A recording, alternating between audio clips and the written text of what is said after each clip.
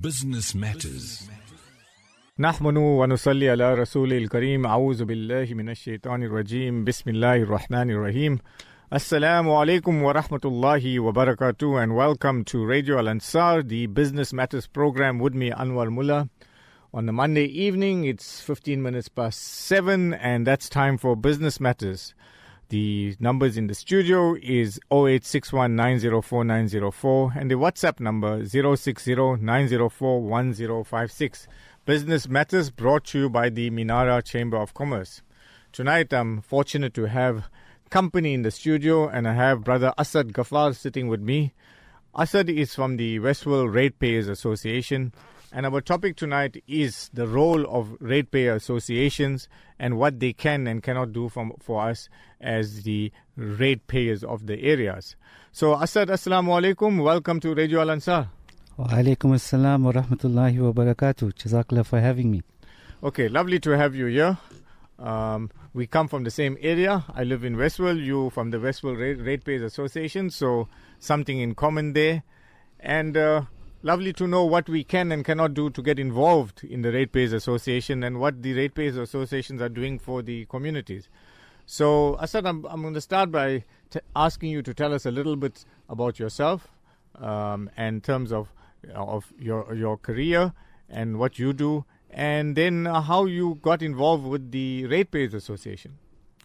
Sure, I know that's a long story, but let's try and keep it as brief as possible. No problem. I've been involved with Ratepayers Associations for a very long time. I'm actually from Ladysmith.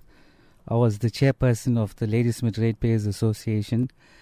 I moved to Durban on a promotion with my company, and when I moved to Durban, I bought in Westville. At the time, things were still working, everything functioned, and then slowly things started to fall apart, and I got dragged back into a Ratepayers Association again.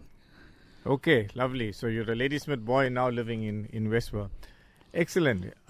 You say things fall apart. It reminds me of a set work that we did in school, which was called Things Fall Apart. I can't quite remember who the person was who wrote that book, but it certainly is very relevant to the society we're living in today. So, apt words there from you, things fall apart. I think we all are subjected to some what I would call levels of discomfort, if you want to call it that. A lot of it post what we call the flooding and the looting, which has also made things worse. And things have kind of not returned to normality. I'm on quite a few of the Westworld chats as well in terms of service delivery, and there's a perennial groan that carries on all the time about water being shut off, especially in the evenings, about the condition of the roads, about electricity not being restored when it should be, apart from the normal load shedding, and the complaints go on, and not unjustifiable complaints. So I'm sure that this is not just something that's that the Westworld area is subjected to. I'm sure many other areas are having similar problems, and I'm glad that people like yourself have actually taken the initiative and joined the Ratepayers Associations so that you can make things a little easier for everybody. But I'm sure you need a lot more people to join you. So let's start there and saying you got involved with the Westworld Ratepayers Association. Can you tell us some of what is the role of the Ratepayers Association? I know that's a very good question. So, ideally, ratepayer associations are legislated in our constitution. It's legislated in what you call the Municipal Systems Act, wherein communities are encouraged to actually get involved in local government. We need to be part of the decision making. We need to be consulted if any laws are going to get passed, how they will affect us, etc., etc. So, in order to have a ratepayers association in the different municipalities is very important. The reason why we actually got involved, we started off with obviously the service delivery issues. So, instead of being involved in the decision making, the consultation processes that normally happen every year or every 4 years, depending on what aspects needs to be discussed, we actually started with the bread and butter issues, meaning the potholes, the verges, the electricity outages, the long-term water outages, etc., etc. And we then started to engage the municipality on behalf of the residents who were finding themselves not being heard. So they've approached their councillors, they've laid their complaints with the councillors. Obviously, the municipality has what you call WhatsApp numbers, telephone numbers, email addresses, and it just didn't work. None of these were working. You raise your issues with the councillors, you are given a story and the can gets kicked down the road. Similarly, with the municipality, you raise your issues, absolutely no response. And we found that to be just not right. So we decided that, you know what, we needed to unify, get all people to stand with us. And as a unified community, we would be able to obviously engage the municipality and have a much louder voice. Safe to say that as Westville Ratepayers Association, I believe that we have reached the furthest in terms of engagement with the municipality. You from Westville, you've probably seen some changes taking place, a lot of improvements. But the issues that we face are a lot bigger. So currently where we stand at the moment, we are now in a different phase where we are basically challenging the municipality in terms of what their due diligence is supposed to be in terms of the mandates that they have. And I'll just talk on a few things. As an example, we are now faced with this tariff increase for 2023, 2024, and the impact that it's going to have not just on what you call residents, but the impact that it's going to have on business. Obviously, this being a business show. So, though we looked at the tariff increase and we said this is not going to be sustainable, definitely it's going to affect a lot of businesses. Already businesses have been struggling since COVID. They're still trying to come back onto their feet. And we've had an increase last year, and now we're having another increase. Not just on the rates, but also on utilities, your electricity, your water. And businesses are struggling. That's the reality. I mean, to do business in South Africa at the moment is very, very expensive, especially with load shedding. I mean, lots of businesses have either put in generators, etc., etc. And now with that, we're talking about a further tariff increase. So it was a bit of a concern, and that's where we started to get involved in terms of this budgeting, the process that the municipality used in terms of calculating those increases. The way that they consulted with the community was a problem. So we stood our ground, and as far as we believe, the municipality hasn't done due diligence. They have not reached out to communities. We have a business that's approached us. It's called the Umbilo Business Forum. And they wrote to the municipality insofar as the tariff increases were concerned. And they got absolutely no response from the municipality. Okay, Asad, quite a bit that you've got in there. I want to take one step back and say the ratepayers associations, and I'm not particularly talking about Westville, but I'm talking about ratepayers association in general. Are these bodies elected bodies, and who are they elected by? And you know, when do these elections take place, and how long is the term of office? That's a very good question, because you're talking about the mandates that these ratepayers associations are supposed to hold. I know that, for example, in our area, there's a councillor. He's a DA councillor. His name is Warren Byrne. Do you all work together with him, or are the elections taking place concurrently, or is it a completely separate form of election? Because those elections take place, if I'm not mistaken, every 4 years. So, yeah, just to fill us in so that before we get into the role that the Ratepayers Association plays, we know what type of mandates are in place. Look, ratepayer associations by nature are community organizations. They structure themselves according to how best fits them. Usually you will find that firstly, to start off a ratepayers association, you need to call public meetings. Right. Everyone needs to get involved. You then elect a committee. You need to put a constitution in place. Then you'll elect your executives, people who you want to represent you on this body. Usually the term of office, depending on the constitution and how you write it, Some ratepayer associations have 1 year, some have 2 years, some have 3 years. But obviously they have to have AGMs every year. Right. But in terms of electing office bearers, it just depends on their constitution. Okay, so your involvement with the Westfield Ratepayers Association, obviously there was a notice sent out for meetings.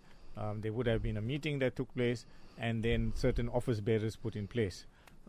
In your official capacity, what is your capacity on the Westfield Ratepayers Association? I don't know whether to say fortunately or unfortunately, but I'm the chairperson. Okay, so you're the chairperson of the Westfield Ratepayers Association. So quite a responsible role, to put it that way. But okay, so Asad, getting back to what you were saying, the Ratepayers Association, how closely do you all work with the councillors of the areas? Anwar, in terms of the legislation, your first port of call is the councillor. So ratepayer associations, wherever you are, you need to engage with the councillor because he's the elected official for that particular ward. The reality, unfortunately, is most of the councillors in most of the wards are hamstrung. And it's not because of not wanting to do the job. So we need to understand that first. Right. Over the years of engaging with the different ward councillors and with the city, we soon found out that the problem wasn't at the ward level or at the councillor level. The problem is sitting at the municipality. And because the problem is at the municipality, the councillors are unable to do their job. So it doesn't matter from which political party you come from. And I'm going to say this because in Westfield we have 2 ANC councillors and we have 2 DA councillors. We can't say that the ANC wards are better than the DA wards. Right. That's not the truth. Right. The fact is the city is not working. So if you look at one department as an example, or all the departments, they don't have sufficient staff, they don't have sufficient materials, they don't have sufficient vehicles. It's just broken. The system is broken. It's totally collapsed. And that's the problem. Okay, so as a ratepayers association, I'm sure it must be quite a frustrating role when you're trying to get done and you know it can be done, but you're hitting your head against a brick wall, so to speak, and you're not getting anywhere. And I know, talking specifically from the Westfield area, when you follow these chats, very often people are having a go at the councillor because, again, he probably is the first port of call, and the councillor more often than not chooses to remain silent instead of engaging. But people get frustrated because if you get up in the morning for Fajr Namaz and suddenly there's no water and there's no lights, you have, I think this year we even had a situation where we had Eid, and for bulk of the day of Eid, people didn't have water, the councillor, fortunately or unfortunately, again catches the brunt of the verbal abuse that comes with that. And I'm sure it can't be an easy task being a councillor as well. Nor is it an easy task being the chairman of the Ratepayers Association. But the councillor, I suppose, because he's the public figure and the go-to guy, catches the bulk of the flack. So, again, getting back to the Ratepayers Association, you have elected your elected body. What type of clout do you all have with council? Okay, Anwar, before I answer that question, let's just come back to the councillor and the water issue. Right. So you raised a very important point, the frustrations that the communities feel, and they obviously take it out at the councillor. And I'll tell you why they do that, and it's justified, to be honest. I mean, you heard what I said, but I'm giving you a reason as to why the behavior of the residents is justified. The problem that we have with most of these councillors, they know the truth and they don't want to speak the truth. And that is the problem. Okay. So if we look at this one particular issue which you've raised, which is the water issue, which you are being affected to every night, I am being affected to every night.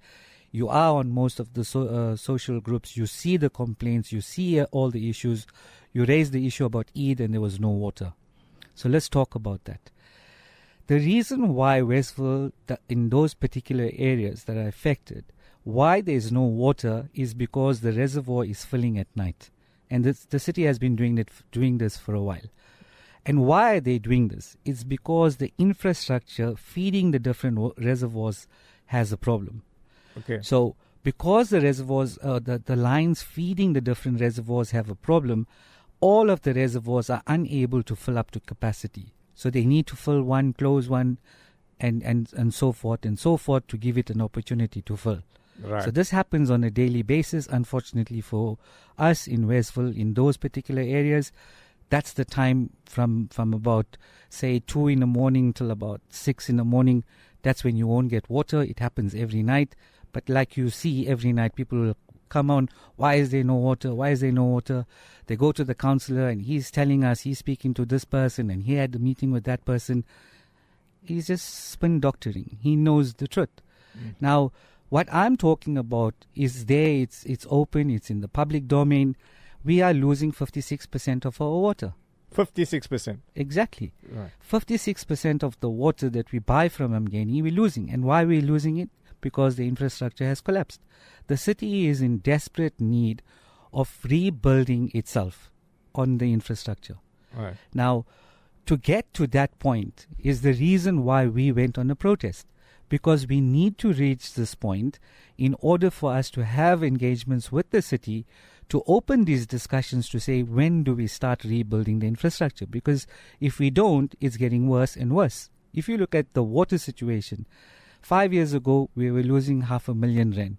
In the last financial year, we lost 1.7 billion rand of water that we purchased. Which is just gone. It's wasted. Wasted. Leaks all over the show. 100%. Okay. I mean, that's interesting.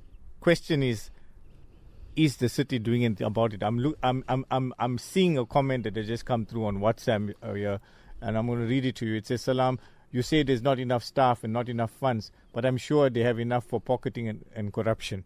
Now, corruption is another issue altogether. So I don't know if we want to go there, but we need to be proactive about getting the municipality to do something about what is happening. And it's not a pleasant situation. People are getting fed up. People are leaving the country. People are leaving you're finding this so-called semigration to the Western Cape, because in the Western Cape things so-called happen to work and the rest of the country is not working.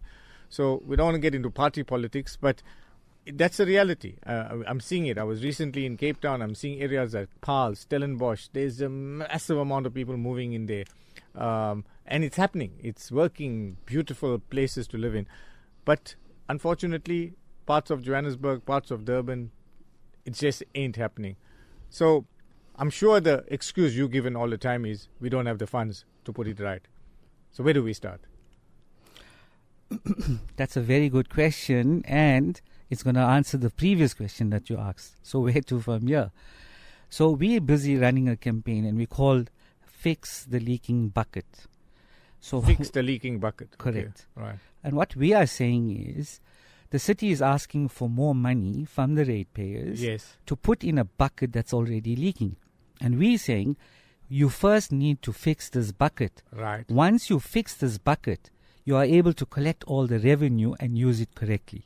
Excellent. Now, it does not make economic sense for any ratepayer in eThekwini to put money into this into the municipality when the money is leaving the back door. Now, again, we're not casting any aspersions on the city. It's basically looking at the documents that are out there in terms of public in the public domain. We're talking about the Auditor General reports. We're talking about the MPAC reports. These reports are telling the city. I mean, the Auditor General report has been highlighting some of these issues for the last 10 to 15 years, putting recommendations, advising the city what it needs to do in order to make sure none of these things happen. Unfortunately for us, the city is just turning a blind eye. If you look at the Auditor General report for the previous year, it's telling us that some of these transgressions are repeat transgressions. Okay. And that should not be happening. I mean, it's absolutely mind-boggling. In the last 5 financial years, the city lost 50 billion rand. 50 billion rand. 50 billion rand. Yes. That's an enormous amount of money. It's a whole year's budget. Okay. So we are saying, how do we move forward? If you can't look after the money that we're giving you, why are you asking us for more? Yes, because another comment that's come through, excellent show. If the municipality is not providing the basic services that they should, on what grounds can they justify an increase in the rates tariff? It's absolutely mind-boggling. So exactly what we're saying, and the listeners are picking up on this as well. So, what is you want to give us some examples of the type of stuff that's taking place, where this money is going to, without naming or shaming, but just some examples of where's our money going to? We're subjected to these huge rates increases, we're subjected to water increases, we're subjected to electricity increases, phenomenal, between 15 and 20%. Where's the money going to? Anwar, when this 2023-2024 budget was being proposed, we went hard against it. We tried our level best to get the municipality to come to us, sit down and discuss. They refused, and obviously we engaged with our attorneys. We sent our disapproval in this regard. And when they were adopting this budget on the 30th of May, we actually made ourselves present at that council meeting, and we wanted to see which of the opposition parties vote in favor of this budget, because that's the other problem that we have. Right. So you have some of these parties that are just voting for the sake of voting and pushing through this budget. So we wanted to actually see, and we made it known to them that we're going to report back to their constituents in terms of who voted and who didn't vote. So we obviously put pressure on some of these opposition parties. In fact, some of the ones that would vote against the ruling party, they actually came to us after the voting and said, you guys need to be in council at every meeting, because a lot of these guys actually voted against the ruling party because you guys were present here. Yeah. So that pressure seemed to help. The reason I'm talking about this is the CFO of the city came to me at that council meeting. And we spoke, and he said, okay, I hear you, let's meet, let's talk about this budget. So we were very concerned about the leaking bucket, so to speak. Yeah. And I think the bucket is just not leaking at the moment. It's like literally doesn't have a bottom to the bucket kind of thing. Yeah. I hope listeners can visualize what we're talking about. But anyway, he called us to a meeting. And we said at this meeting, we will propose an alternate budget. And let's see, we'll compare ours to yours. So he agreed. He agreed to call this meeting with himself and the COO somewhere in June. So it so happened that he called this meeting in the first week of June. We sat with him and we spoke about the leaking bucket, so to speak. And he assured us that in terms of going forward for this particular year, that there are systems that they have put in place, that they have already put in place to ensure that the bucket doesn't leak. Meaning, any tender or any job card that is issued to any contractor over an amount of 250,000 Rand will be subjected to automated verification. So there's no manual intervention. It's not I know you, you know me. The system will throw out a contractor. Anything over 250,000. Right. We accepted that. We said, okay, fine. If you put this in place, it seems you're moving in the right direction. We're happy. Let's see how things move. A week after us, according to the ENCA report, as per Des and Tatya, the city issued 90 million Rand. 90 million. Exactly. Right. And unauthorized. So we are saying, you sat with us, you spoke to us, in good faith, we've accepted in good faith that you have put systems in place, and you are the CFO. How is it possible that 90 million Rand got paid out after you met with us? Right. So, obviously what we're trying to say is they are not acting in good faith. There is no will from them to actually sort out this issue, and we're saying as ratepayers, we can't carry on like this. Okay, so we know there's a problem.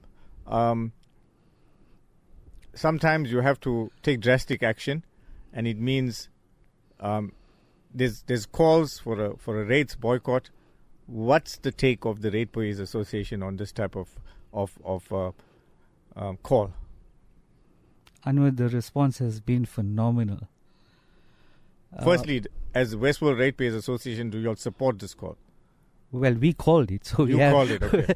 Right. So we called it. We leading the protest action, and initially it was just going to be limited to Westville, but when we called for this protest, we just seem to get the response from the rest of the community was, hold on, if you're doing this, we're doing it with you. Can you accommodate us?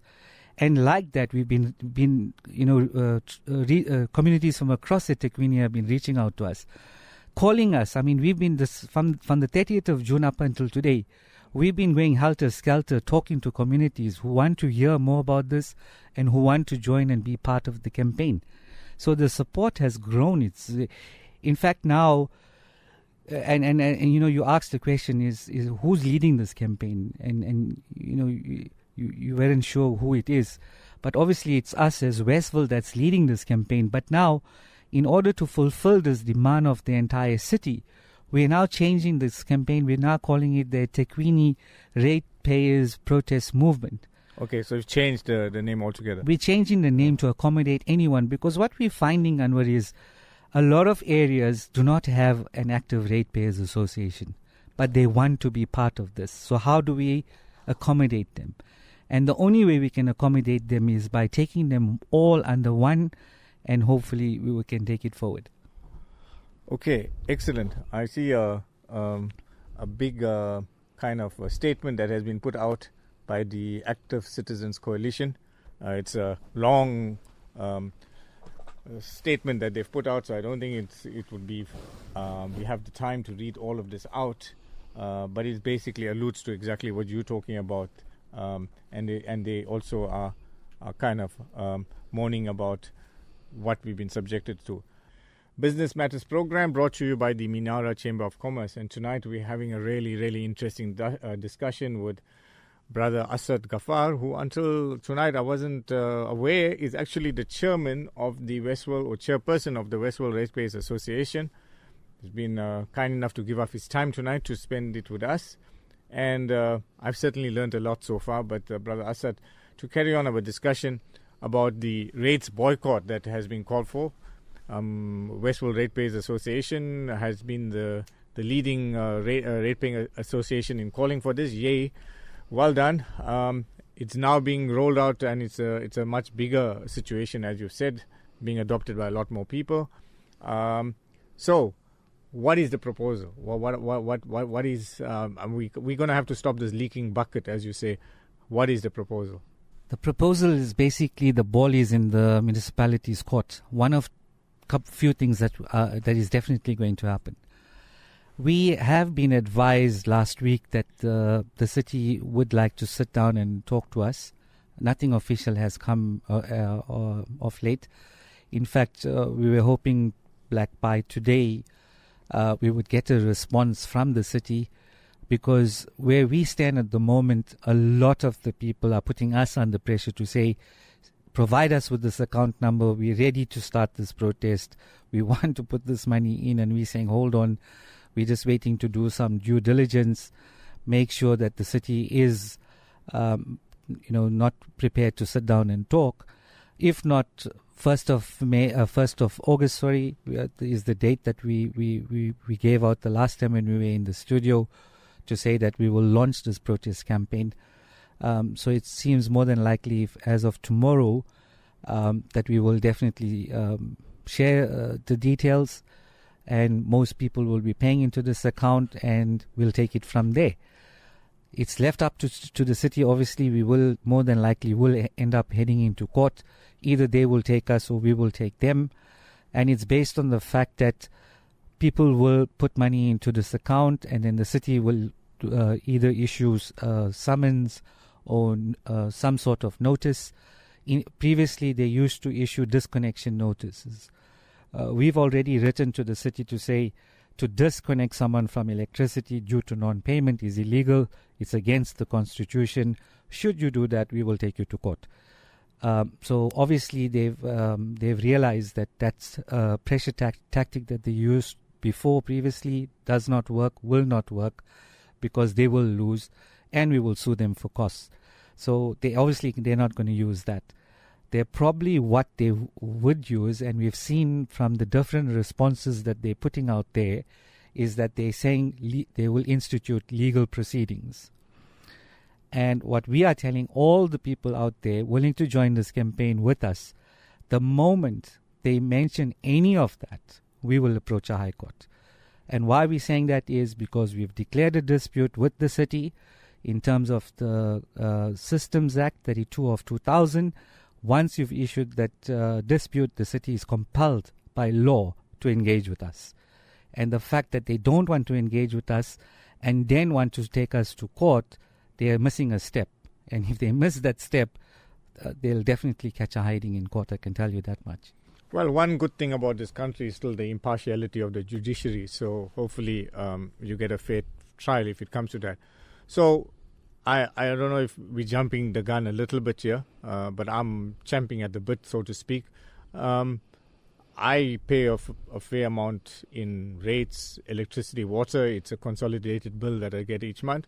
And hypothetically, what you're saying is if the city is not prepared to engage with you guys, then from this month onwards, being August, and we're already hitting August tomorrow, you would advocate not paying the rates, the tax, the electricity, water, and the rates bill. Am I right? Or is it only the rates bill? The full utility bill.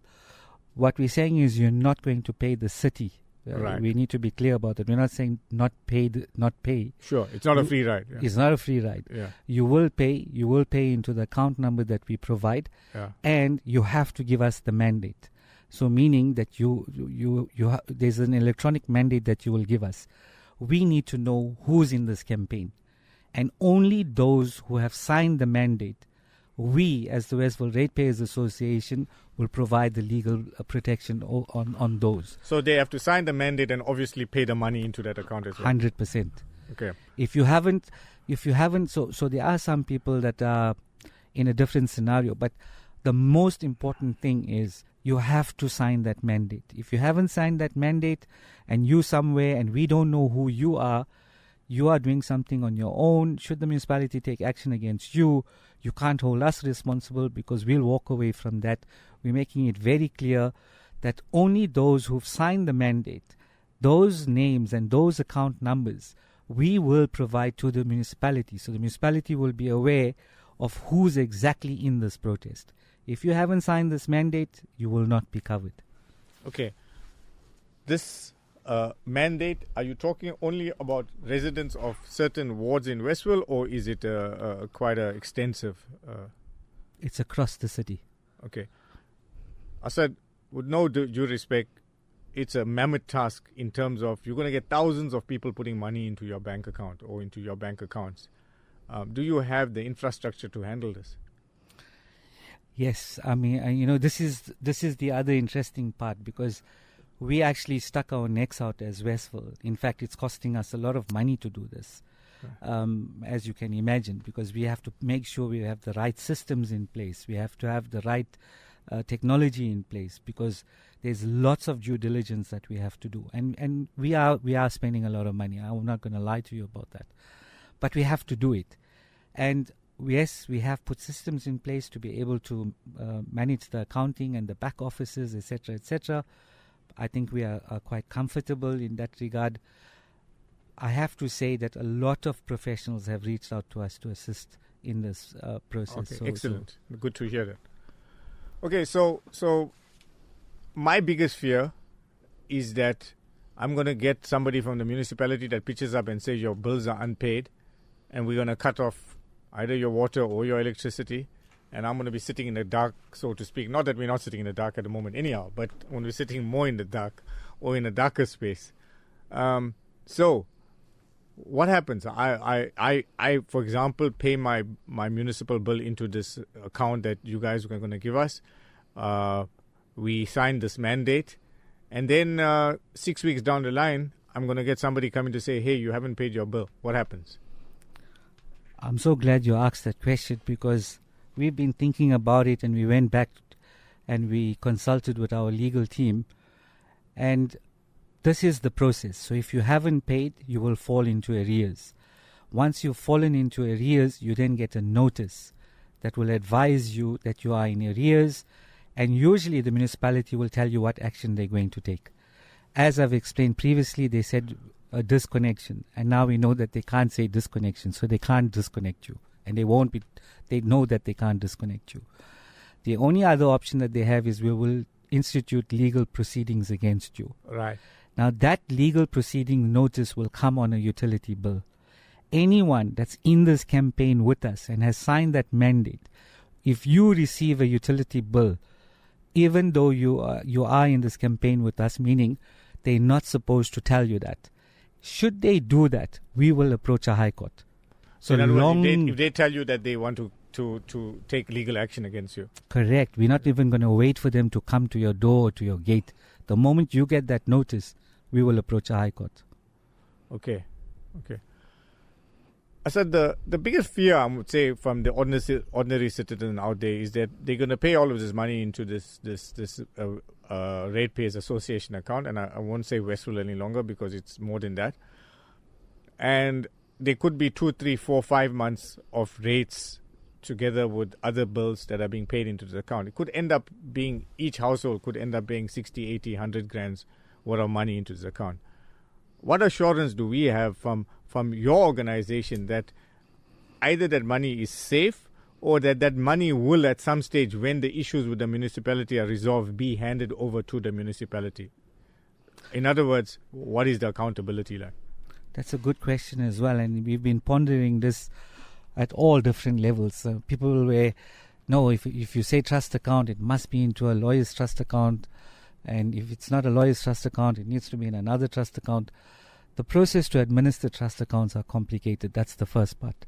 The second part is, if we had to put this money into an attorney's trust account, the fact that we are stating that this money belongs to the city, all the city has to do is interdict that attorney's trust account and say that money is ours. They've already said it's ours. You need to hand over that money to us. So the game plan will be dead. So we can't put it into an attorney's trust account for that reason. The reason why we are opting to, and obviously we've created a separate account for this campaign, it's an investment account. So whatever money we put into this account obviously needs to generate some sort of revenue for us to cover our legal costs and whatever other costs that will obviously affect us. But Anwar, I doubt that we're going to go more than 2 months or 3 months or even 5 months. It's impossible. 1 month, just 1 month, if everyone, including big businesses that come on board with us, will bring the city to its knees.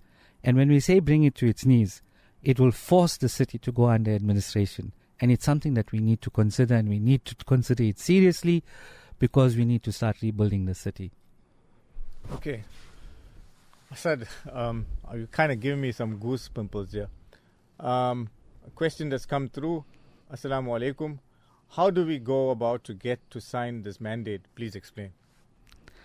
Yes, we're getting that request from everyone. In fact, like I told you, Anwar, this morning people woke up and it's like, I need this account number. I want to put my money now. We need to start. We will be circulating the link that will give you, it's a one-step process. You'll put amount, and obviously that money will go through a pay-gate system. And at the same time, you'll sign the mandate, and that's it. The money, you're part of the process. Okay. Wow. Somebody says to me, don't be afraid. You got good intentions. Okay. I think we're in for some exciting times. I'm hoping to get you back in the studio, Asad, within the next 2 months. Inshallah. And we're going to talk about the success of this rates boycott, so to speak, to it. But you know what? At the end of the day, your intentions are good. You want to hurt the city where it counts most, because nothing is being done. And that's the reality. So I applaud you. I applaud your team for taking this initiative. As you said, the response has been phenomenal from all parts of KZN or Itugwini, I don't know. But the response has been phenomenal. So yes, it's time we did something for ourselves. So I applaud you. We've run out of time. We could go on talking, but I'm looking forward to what the next few weeks holds. And I'm saying yes, I wish you and your team everything of the very best. Last question before you leave. As an ordinary citizen not being involved in the Ratepayers Association, how can we get involved and what can we do to assist you guys? I think the best assistance we can get right now is to spread the word. Okay, about the boycott. About the boycott. Right. Spread the word. Get as many people as we can into this campaign. We have to get to the table to talk and stop the leaking bucket. That's the most important thing. Okay. Asad, Gaffar, most interesting 45 minutes I've spent with you. I'm certainly going to get you back in here to give us a report back. I'm sure businesses are going to support you. I urge businesses to support you, not because we want to deprive the city of what's rightfully theirs, but we also want to get what is rightfully ours. And certainly we're not being provided with that at the moment. So wish you that. We make dua that Allah gives you all the success that this campaign rightfully deserves. And I'm also suggesting that you look at the mosques and the mimbars as a form of getting the message out there as well. And I'm sure you'll get a fair amount of support from there as well. So with that, lovely speaking to you. Some parting words from you. I think your words of encouragement really helps a lot. And again, as you said, it's left, I mean, if our intentions are good, we leave it in the hands of Allah Pak. And hopefully we can make things better. Excellent. With that, it's another end of another Al Ansar Minara Chamber of Commerce Business Matters program, and it's wassalamu alaikum wa rahmatullahi wa barakatuh. And a thank you to Zakaria behind the scenes here, who's been our technician for this evening, and obviously our special guest Asad Gaffar. Wassalamu alaikum wa rahmatullahi wa barakatuh.